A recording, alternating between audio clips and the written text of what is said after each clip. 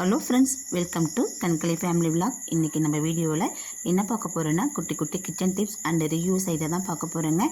Video ஃபுல்லுமே skip பண்ணாமல் பாருங்கள், கண்டிப்பாக பயனுள்ளதாக இருக்கும். பிடிச்சிருந்தா சேனலுக்கு ஒரு லைக் கொடுங்க. வாங்க என்ன டிப்ஸ்னு சொல்லி வீடியோக்குள்ளே போய் பார்க்கலாம். ஃபஸ்ட் டிப் என்னென்னு பார்த்தீங்கன்னாக்கா, நம்ம எல்லார் வீட்லேயுமே தேங்காய் உடைப்போம். அப்படியே தேங்காய் உடைச்சோம்னா அதில் இருக்கிற நார் எல்லாமே அந்த இடத்துல பட்டு அந்த இடத்த நம்ம திரும்பியும் சுத்தம் பண்ணுற மாதிரி வருங்க. இந்த டிப்ஸை ஃபாலோ பண்ணி தேங்காய் உடைச்சி பாருங்கள், ஒரு நார் கூட உதிராது.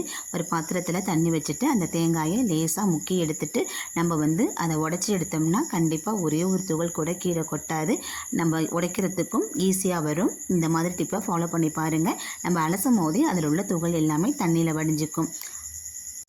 நம்ம அதுக்கப்புறம் கீழே எடுத்து வச்சு தட்டினா கூட அந்த துகள்கள் கொட்டாதுங்க. நமக்கு உடைக்கும் போதும் துகள் கொட்டாமல் நம்ம சுத்தம் பண்ணுறது ஈஸியாக இருக்கும். நம்ம தேங்காய் உடைக்கும் போதும் தேங்காய் இரண்டாக பிளப்பட்டு வந்துடுங்க. சீக்கிரமாக உடஞ்சி வந்துடும். நம்ம ரொம்ப நேரம் தட்டணுங்கிற அவசியம் இருக்காது. கத்தியை வச்சு 2 தட்டு தட்டினாலே போதும். ஈஸியாக நமக்கு தேங்காய் உடஞ்சி வந்துடும். இங்கே பாருங்கள், அழகாக உடஞ்சி வந்துருச்சு. இந்த தண்ணியை நம்ம குடிக்கலாம். இல்லைன்னா தேங்காய் சட்னி அரைக்கும் போது இதை சேர்த்து அரைச்சிக்கிட்டோம்னா இன்னும் கூடுதல் சுவையாக இருக்குங்க. அதுக்கப்புறம் இன்னொரு டிப்ஸ் என்னென்னு பார்த்தீங்கன்னாக்கா, இந்த தேங்காய் மூடியில் கண்ணு வச்சுருக்க மூடி, இந்த குடுமி இருக்கும் பார்த்தீங்களா, இந்த மூடியை முன்னாடியே பயன்படுத்திடணுங்க. நீண்ட நாளைக்கு இதை வச்சு பயன்படுத்தினோம்னா சீக்கிரம் அழுகி போயிடும். இந்த முடி ஒரு நாளைக்கு தாக்கு பிடிச்சா அப்படியே இருக்குங்க. கண்டிப்பாக பயனுள்ளதாக இருக்கும். ட்ரை பண்ணி பாருங்கள். வாங்க நெக்ஸ்ட் டிப் என்னென்னு பார்க்கலாம். நம்ம இட்லி அவிப்போம். இட்லி அவிக்கும் போது இட்லி துணியை நம்ம அப்படியே பயன்படுத்திடுவோம். இட்லி துணியை நம்ம என்ன தான் சுத்தம் பண்ணி நம்ம காய வச்சாலுமே அதில் சின்ன சின்ன கொசு எல்லாம் உட்காரும். அப்படியே சும்மா ஈரத்துணியில் மட்டும் நம்ம அலசிட்டு போடாமல் இந்த மாதிரி வெந்நீரில் போட்டு கொதிக்க வச்சு நம்ம எடுத்து இட்லி சுட்டோம்னா அதில் இருக்கிற கிருமிகள் எல்லாமே செத்து போகும். சுத்தமாகவும் இருக்கும். ட்ரை பண்ணி பாருங்கள். நெக்ஸ்ட் டிப் என்னென்னு பார்த்தீங்கன்னாக்கா, நம்ம இட்லி அவிக்கும் போது நம்ம எலுமிச்சை பழம் புழிஞ்சிட்டு அந்த தோலை நம்ம தூக்கி தான் போடுவோம். இனிமேல் அந்த மாதிரி தூக்கி போடாமல் அந்த இட்லி பாத்திரத்தில் போட்டு நீங்கள் இட்லி சுட்டிங்கனாக்கா கீழே படிகிற உப்பு கரை படியாமல் நமக்கு எப்போயுமே இட்லி பாத்திரம் பளிச்சுன்னு இருக்குங்க. கைவலிக்க தேய்க்க வேண்டிய அவசியமும் இருக்காது. கண்டிப்பாக பயனுள்ளதாக இருக்கும். இனிமேல் நம்ம எலுமிச்சை பழம் புழிஞ்சிட்டு தோலை தூக்கி போடாமல் இட்லி பாத்திரத்தில் போட்டு பாருங்கள், பயனுள்ளதாக இருக்கும். ட்ரை பண்ணி பாருங்கள். நெக்ஸ்ட் இப்போ என்னென்னு பார்த்தீங்கன்னா, தேங்காய் மூடி உடைச்சிட்டு நம்ம நீண்ட நாளைக்கு அப்படியே இருக்கணுன்னாக்கா அது மேலே உப்பு தூவிட்டு நம்ம அடுப்பு பக்கத்தில் லைட்டாக வச்சு எடுத்து வச்சுட்டோம்னாக்கா 1 வாரம் பக்கம்னாலும் ஃப்ரிட்ஜில் வைக்காமையே நம்ம வெளியில் வச்சு தேங்காயை ஸ்டோர் பண்ணிக்கலாங்க.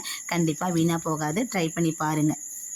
நெக்ஸ்ட் இப்போ என்னென்னு பார்த்தீங்கன்னாக்கா, நம்ம கிச்சனில் மல்லிகை பொருள் கொட்டி வைக்கிற ஜாமான் டப்பா பார்த்தீங்கன்னா சீக்கிரமாக அது பூஞ்சை பிடிச்சி ஒரு மாதிரி இருக்கும். இந்த மழை காலத்துக்கு சொல்லையே தேவையில்லைங்க.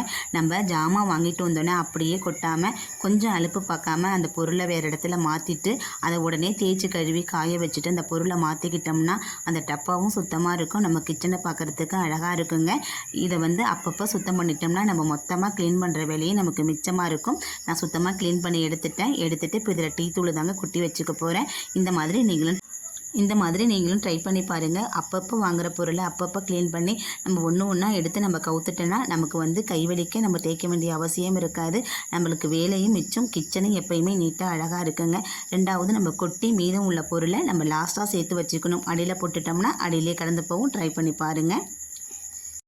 நெக்ஸ்ட் இப்போ என்னென்னு பார்த்தீங்கன்னாக்கா, ஒரு 5 லிட்டர் கோல்டு வின்னர் அந்த கேன் தாங்க எடுத்திருக்கேன். நம்ம எல்லார் வீட்லேயும் 5 லிட்டர் கேன் வாங்குவோம். ஒரு சில பேர் வீட்டில் வாங்க மாட்டோம். இல்லாதவங்க இப்போ இரும்புக்கல்லில் கேட்டிங்கன்னாக்கா தருவாங்க. ஒரு 5 ரூபா காசு கொடுத்தாலே நம்ம ஈஸியாக வாங்கிடலாம். அதை வேஸ்ட் ஆக்காமல் நமக்கு எந்த அளவுக்கு இதில் வெட்டி எடுக்கணுமோ அந்த அளவுக்கு கோடு போட்டுட்டு அடுப்பில் காட்டி நம்ம வெட்டி எடுத்துக்கலாம். நான் அதை சுத்தமாக க்ளீன் பண்ணிவிட்டு இந்த அளவுக்கு நான் வெட்டி எடுத்துகிட்டு வந்துட்டேங்க. இதை எப்படி நம்ம ரீயூஸ் பண்ணிக்கலாம் அப்படிங்கிறத நான் உங்கள்கிட்ட சொல்கிறேன். கண்டிப்பாக இது பயனுள்ள தான் இருக்கும். ட்ரை பண்ணி பாருங்கள். இந்த 2 டப்பாவிலையுமே நான் ஃபஸ்ட்டு என்ன போட்டுக்க போகிறேன்னு பார்த்தீங்கன்னா சாக்ஸு தாங்க. நான் பசங்களோட சாக்ஸ் எல்லாமே இந்த மாதிரி ஒரு கவரில் வச்சு ஒரு கொக்கி மாட்டி நான் ஒரு ஜன்னலில் மாட்டி விட்டுருவேன். பசங்க எடுத்துப்பாங்க. அப்பப்போ எடுக்கும்போது இது எல்லாமே கீழே விழும். இந்த மாதிரி கீழே விழாமல் இருக்கிறதுக்கு இந்த சாக்ஸை எடுத்து ஒன்றோட ஒன்றா வச்சு இந்த மாதிரி மட்டும் நீங்கள் செஞ்சிட்டிங்கனாக்கா கண்டிப்பாக சாக்ஸ் ஒன்றோட ஒன்று கீழே விழவும் விழாது, காணாமலும் போகாதுங்க. பசங்க எடுக்கும்போது ஒன்று இருக்குது ஒன்றை காணும் அப்படிங்கிற ஒரு பிரச்சனையும் வராது. 2 சாக்ஸையும் எடுத்துகிட்டு ஒன்று மேலே ஒன்று கீழே வச்சுட்டு அந்த மேலே உள்ள சாக்ஸை நம்ம தொப்பி மாட்டுற மாதிரி இன்னொரு சாக்ஸில் மாட்டி விட்டுட்டோம்னா அப்படியே இருக்குங்க. கண்டிப்பாக கீழே பிரிஞ்சு வராது. இதை நம்ம சுத்தமாக மடித்து வைக்கணுங்கிற அவசியம் இருக்காதுங்க. இந்த மாதிரி மாட்டி விட்டுட்டு நம்ம அப்படியே போட்டுட்டாலே சாக்ஸு ஒன்றோட ஒன்று பிரிஞ்சு போகாமல் அதில் இருந்துக்கும். பிள்ளைங்க எடுத்து மாட்டுறதுக்கும் ஈஸியாக இருக்கும். நம்மளை தொல்லை பண்ணவும் மாட்டாங்க.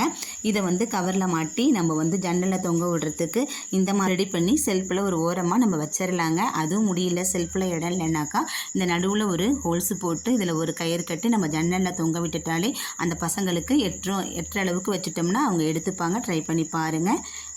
அது மட்டும் இல்லை, இன்னொன்று இருக்குது பாருங்கள். அதில் என்ன பண்ணியிருக்கேன்னு பார்த்தீங்கன்னா, பசங்க எடுத்துகிட்டு போகிற லஞ்சு டவல் எல்லாமே ஒன்றோட ஒன்றா அடுக்கி நான் அதுக்குள்ளே வச்சுருக்கேன். இதையுமே இதே மாதிரி கவர் போட்டு தாங்க எடுத்து வச்சுருந்தேன். இது மாதிரி எடுத்து அடுக்கி வச்சுட்டோம்னா பசங்களுக்கு எடுக்கிறதுக்கு ஈஸியாக இருக்கும். நம்மளுக்கு காலையில் டென்ஷன் இல்லாமல் இருக்குங்க. இதுக்காக நம்ம நிறைய காசு கொடுத்து ஆன்லைனில் ஆர்டர் போட்டு வாங்கணுங்கிற அவசியம் இருக்காது. நம்ம வீட்டில் வாங்குகிற எண்ணெய் பாட்டிலை வச்சு நம்ம ரீயூஸ் பண்ணிக்கலாம். இல்லைன்னா ஒரு 5 ரூபா 6 ரூபா காசு கொடுத்தாலே இரும்பு கடையில் வாங்கிட்டு நம்ம இந்த மாதிரி பயன்படுத்திக்கலாங்க. இதை அப்படியே செல்ஃப் ராக்லேயே நம்ம எடுத்து வச்சுக்கலாம். இடம் இல்லைன்னா ஜன்னலில் ஒரு ஓட்டை போட்டு நம்ம ஜன்னலில் மாட்டி விட்டுட்டோம்னா அழகாகவும் இருக்கும். பசங்க ஈஸியாகவும் எடுத்துப்பாங்க. நமக்கு இடத்தையும் அடைக்காது. இந்த மாதிரி நம்ம செஞ்சு வச்சுக்கிட்டோம்னா அதிகமாக காசு கொடுத்து நம்ம காசை வீணாக்க வேண்டிய அவசியமே இருக்காதுங்க. நம்மளே செஞ்சு வச்சுட்ட ஒரு திருப்தி நமக்கு இருக்கும். ட்ரை பண்ணி பாருங்கள். நெக்ஸ்ட் இப்போ என்னென்னு பார்த்தீங்கன்னா, உள்ளதுலேயே பெரிய வேலை துணி மடிக்கிற வேலை தாங்க. நம்ம என்ன தான் நம்ம அழகாக மடிச்செடுத்து நம்ம செல்ஃபில் வச்சு பசங்களுக்கு கொடுத்தாலும் அவங்க துணி எடுக்கும்போது ஒன்று எடுத்தால் 4 கீழே விழ தான் செய்யும். அந்த மாதிரி விழாமல் இருக்க இந்த டிப்பை ட்ரை பண்ணி பாருங்கள். கண்டிப்பாக பயனுள்ளதாக இருக்கும்.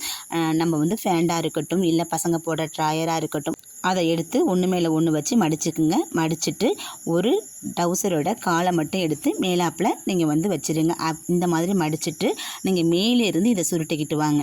கீழே இருந்து சுருட்டக்கூடாது. நம்ம இடுப்பில் போடுவோம் இல்லையா, அந்த பகுதியிலேருந்து சுருட்டிட்டு வந்தீங்கன்னா கீழே உள்ள கால் பகுதியில் இந்த மாதிரி நமக்கு ஒரு பர்ஸ் மாதிரி ஒரு நமக்கு ஓப்பன் கிடைக்கும். அதில் இதை நம்ம சொருவி விட்டுட்டோம்னாக்கா நம்ம எத்தனை டவுசர்னாலும் செல்ஃபில் அழகாக அடுக்கி வைக்கலாம். அது கீழேயும் விழாது. அப்படியே கீழே விழுந்தாலும் நம்ம அழகாக எடுத்து வச்சுக்கலாம். திரும்பி அதை எடுத்து நம்ம மடிக்கணுங்கிற அவசியம் இருக்காது. பிரிஞ்சு வராதுங்க. நம்ம கொஞ்சமாக இருக்கிற இடத்துல கூட இந்த மாதிரி நம்ம மடித்து வச்சுக்கிட்டோம்னா நிறைய துணிகளை நம்ம மடித்து வச்சுக்கலாம். நமக்கு கலையவும் கலையாது. கண்டிப்பாக பயனுள்ளதாக இருக்கும். ட்ரை பண்ணி பாருங்கள். வாங்க நெக்ஸ்ட் இப்போ என்னென்னு பார்க்கலாம். நம்ம நிறையா முட்டை வாங்கி ஸ்டோர் பண்ணுவோம். அந்த மாதிரி ஸ்டோர் பண்ணும்போது நம்ம முட்டையை பார்த்து ஸ்டோர் பண்ணுங்க. எப்படின்னாக்கா ஒரு பாத்திரத்தில் தண்ணி எடுத்துக்குங்க. தண்ணி எடுத்துகிட்டு அந்த முட்டை எல்லாத்தையுமே அதில் போட்டு பாருங்கள். தண்ணியில் அந்த முட்டையெல்லாம் அடியிலேயே இருக்கணுங்க. மேலே எழும்பி வரக்கூடாது. மேலே எழும்பி வந்த முட்டை எல்லாமே வீணாக போன முட்டைன்னு அர்த்தம். அதை நம்ம தூக்கி போட்டுட்டு அடியில் தங்கி இருக்கிற முட்டையை மட்டுமே எடுத்து நம்ம ஸ்டோர் பண்ணி வச்சுக்கலாங்க. இந்த மாதிரி ஸ்டோர் பண்ணும்போது நமக்கு என்ன ஆகும்னு பார்த்தீங்கன்னா, நம்ம முட்டை ஆம்லேட் போடும்போது அது நல்ல முட்டையா நல்லா இல்லாத முட்டையாங்கிறத நம்ம கன்ஃபியூஸ் இல்லாமல் நம்ம ஈஸியாக ஆம்லேட் போடலாம். இல்லைனா நம்ம உடச்சி பார்த்த பிறகு வெங்காயத்தில் தக்காளி இதெல்லாம் போட்டு நம்ம முட்டையும் ஊற்றும் போது நல்ல முட்டை இல்லைனா எல்லாமே வீணாக போயிடும். இந்த மாதிரி ட்ரை பண்ணி பாருங்கள். யூஸ்ஃபுல்லாக இருக்கும். நெக்ஸ்ட் இப்போ என்னென்னு பார்த்தீங்கன்னா, ஒரே ஒரு டப்பா எடுத்துருக்கேங்க. அந்த டப்பாவில் கொஞ்சம் போல் தண்ணி ஊற்றிக்குங்க. தண்ணி ஊற்றிட்டு ஒரு பேப்பர் எடுத்து அதில் கிழிச்சு போட்டுக்குங்க. இதை கிழிச்சு எடுத்துகிட்டு நம்ம என்ன பண்ண போகிறோன்னு பார்த்தீங்கன்னா, ஃப்ரிட்ஜில் தாங்க கொண்டு போய் வைக்க போகிறோம். ஃப்ரிட்ஜில் வச்சு ஏன் வைக்க போகிறோன்னு பார்த்தீங்கன்னா, ஃப்ரிட்ஜில் நம்ம மாவு நான்வெஜ் அந்த மாதிரி நிறைய பொருள் வச்சுருப்போம். வச்சுட்டு எடுத்துருப்போம். நமக்கே தெரியாமல் அந்த வாடை ஃப்ரிட்ஜில் இருந்துக்கிட்டே இருக்குங்க. அடுத்தவங்க திறக்கும் போது அந்த வாடை அவங்களுக்கு குபீர்னு அடிக்கும். ஆனால் அவங்க முகம் சுளிக்கும் போதே தெரிஞ்சுக்கலாம் ஃப்ரிட்ஜில் வாடை வருதுன்னு. அந்த மாதிரி வாடை வராமல் இருக்கிறதுக்கு நீங்கள் ஃப்ரீசரில் கொண்டு போய் இதை வச்சுருங்க. அந்த வாடை எல்லாத்தையுமே இந்த பேப்பர் எடுத்துக்குங்க. கண்டிப்பாக கொஞ்சம் கூட வாடையே இருக்காது. கண்டிப்பாக ட்ரை பண்ணி பாருங்கள். இந்த மாதிரி வைக்க முடியாட்டினாலும் பேப்பரை சும்மா கையில் கசக்கி சுருட்டி ஃப்ரிட்ஜோட ஓரங்களில் வச்சுட்டிங்கனாக்கா அந்த நான்வெஜ் வாடை, மாவு வாடை, மல்லிகைப்பூ வாடை இது எல்லாத்தையும் எடுத்துடும். பயனுள்ள டிப்பாக இருக்கும். ட்ரை பண்ணி பாருங்கள். இது வரைக்கும் நான் சொன்ன டிப்ஸில் ஏதாச்சும் ஒன்றாச்சும் உங்களுக்கு பயனுள்ளதாக இருக்குன்னு நம்புகிறேன். பயனுள்ளதாக இருக்குன்னு நினச்சிங்கன்னா என் சேனலுக்கு ஒரு லைக் கொடுங்க. மறக்காமல் என் சேனலை சப்ஸ்கிரைப் பண்ணி சப்போர்ட் பண்ணுங்கள். நீங்கள் கொடுக்குற லைக்கும் கமெண்ட்டும் என்னுடைய வெற்றி பாதைக்கு வழிவகுக்கும். இது வரைக்கும் என் வீடியோவை பொறுமையாக பார்த்ததுக்கு மிக்க நன்றி. வாழ்க வளமுடன்.